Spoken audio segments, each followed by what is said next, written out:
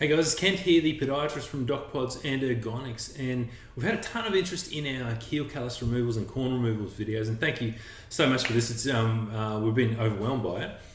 We're getting a lot of questions about what we can do at home to actually help with this. So generally with heel callus and corns, regular treatment is the best option. We can use a pumice stone or a file to file those down, and we use moisturizer. So by far the most common question we're getting asked is, what moisturizer do we use? So generally we use something with usually about 10 to 15, maybe even 25% urea in a moisturizer base. So it can be really quite a simple thing. It can be sorbeline with urea. So you usually aim for about that 25 to 15% mark. One of the ones that we use in the clinic is the this little one here.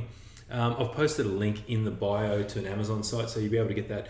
One of the problems we've been having is worldwide delivery, so that if you get that one from Amazon, you'll be able to find that one quite easily on there.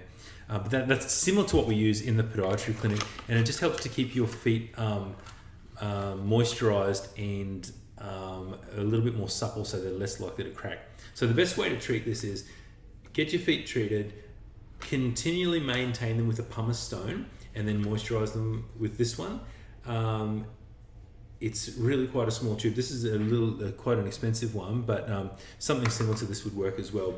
But that's what we do in the podiatry clinic, and look after your feet, particularly if you're a diabetic or you're at risk of infection.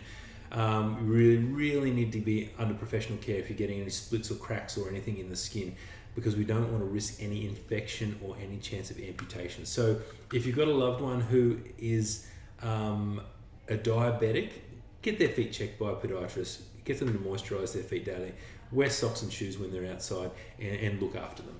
So I hope that helps. So that's the moisturizer we'd use or something very similar in the podiatry clinic.